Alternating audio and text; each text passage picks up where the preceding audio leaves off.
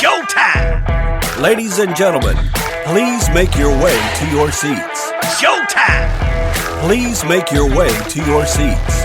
The show is about to begin. Showtime! Let the magic begin. Hearing degradation is one of the leading signs of dementia and whatnot. When you can't hear people properly, you start isolation, depression, and dementia sets in. So being able to potentially change that is really exciting. So changing a single gene gave mice supercharged hearing. What's going on here? Crazy. Yeah. So this happened at the University of Michigan, and they explored boosting hearing via a gene modification. So for those, think CRISPR, guys. They focused on a nerve growth gene called neurotrophin 3 or NTF3, which previously showed it could restore hearing in aging mice. So how it works is increasing NTF3 creates more nerve connections called synapses between the ear and the brain. And as we know, synapses transmit signals. So this one transmits the signals from the ear's sound detecting cells to auditory nerves. So more synapses equals faster transmission equals better processing of complex sounds. So the testing they did in the mice is they boosted NTF3 and gave mice extra synapses and enhanced sound perception, which enabled them to distinguish smaller differences between tones and gaps in noise. It also improved their ability to discriminate timing and qualities of sounds, but it did not alter loudness detection, but it upgraded their sound comprehension, if that makes sense. So really interesting things. People are like, well, what does this mean for humans? So it suggests that potential hearing loss treatments could be developed to increase synapse density. There's also possibilities for improving or modifying senses through gene tweaks, but obviously we're talking ethical issues here, right? Are you on mute? Yeah, you're breaking up a little bit there. Oh, sorry. No, you're breaking up a little bit there. I don't know if it's me or you, but I don't have any alerts here, so I think it's on your end. Basically, you're saying that there was definitely more comprehension, even though there wasn't more loudness. I think, yeah, that's what the article said. That's what I deduced from the article, yeah. And when, as I go through this, obviously I want to know how this or when this is going to be or available for humans, because you can see that this indicates that a loss of inner or hair cell connections causes delays in brain's processing of sound signals as experienced by some humans with hearing challenges. These delays make it difficult to comprehend speech, particularly when other sounds at as similar volume are present, when other sounds are present.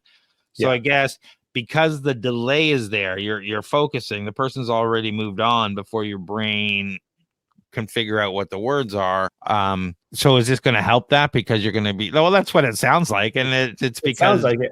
Yeah. And I get that. I mean, that's happened to me reading certain audiobooks where you have a low talker with a thick accent and I'm straining to hear and I just can't. After a while, I can't anymore. Well, I don't know if you do this, but people with ADHD do this. Some people do, is like you'll be told something and you'll ask what, or ask them to repeat themselves. And as they're repeating themselves, you're answering the question. Yeah. Because it took your brain, because obviously we have way too much information overload, right, coming in. So the thing is it doesn't seem like, and you're asking like when it'll get the humans, because I want to, we've got some challenges here and we'd love to clarify this. Yeah, I did do a little bit of research.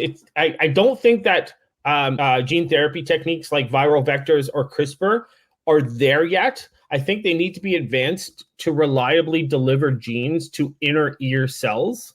So I think that's one of the biggest hurdles, other than ethical concerns around genetic enhancement, regulatory approval, and safety and efficacy, right? So when you're modifying genes, like you have to make sure that you're exact. You can't be off, because if you do something wrong, you could mess up someone permanently, right? So isolating the effects of single gene modifications from overall development is going to be super difficult in humans. We're way more complex than mice. The also thing is permanence versus a need for reapplication of gene therapy is also needs to be optimized. But like I'm thinking we're 15 years away from anything safe. No more 10 years. Well, that's fine. That's great. Are there auditory downsides that we're aware of? Great. It helps clarity, range, acuity, but are there downsides that we're aware of right now?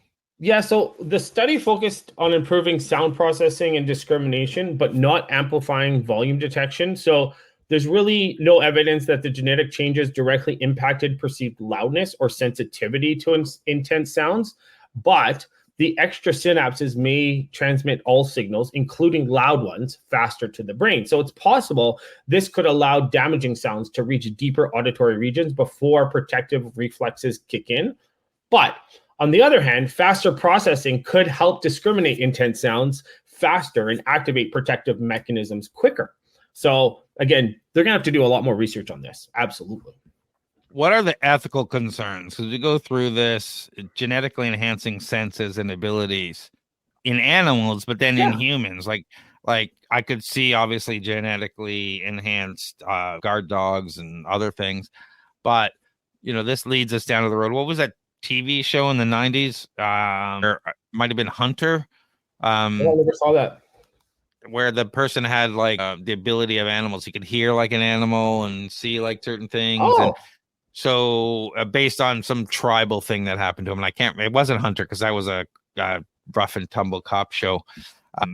So there was something else like I can't, The Guardian, something. I'll look it up later, but we're leading towards that. Like seriously, between this and Elon Musk's Neuralink, where they're gonna give us superhuman powers to interface with things and whatnot, we're really going to a cyborg, genetically enhanced, dark angel / Iron Man kind of world. Absolutely. Yeah. But like the ethical concerns for the abilities in animals, there's quite a few, right? So we're talking animal welfare for one, enhancements solely for human benefit without regard for animal well-being. That raises issues. So genetic changes should improve, not impair quality of life. If we're talking about dignity, so radical augmentation beyond an animal's natural capacities could be seen as infringing on the integrity or dignity of the species. We could have unintended consequences. So genetic modifications may have unknown side effects, impairing health or behavior. So this is new research that still needs to ethically, does it continue? But so altering natural behavior. So augmentation that enable unnatural skills could disrupt important species typical activities for socialization, mating, different things like that. So it's a slippery slope. Even with good intentions, augmenting animals raises concerns of a slippery slope towards more radical modifications in the future. So there are clear limits and prohibitions will need to governing which augmentations are acceptable versus unethical. Yeah, without any form of consent from an animal perspective. Exactly. We don't know how they're feeling either, right? Yeah, exactly. Yeah. So there's also the ethical concerns around animal testing, and then that escalates to ethical concerns around human testing after that. Whether it be, you said focused on quality of life, but let's face it, this is, Johnny Mnemonic right around the corner. Yeah. $1 Million Man. No. $1 Million Man was bionic, right? $6 Million Man, yeah. Or six, sorry. That was before That's all right. That's all right. I just want to make sure we're talking about the same thing, because there might be $1 Million Man that I don't. And then the Bionic Woman, which was hilarious. Did you know? And I got this from an interview with the Bionic Woman, that she thought the thing was so ridiculous that she had this super powered hearing, but when she had to move her hair out of the way, that she only did that. She only did that for 1 or 2 episodes.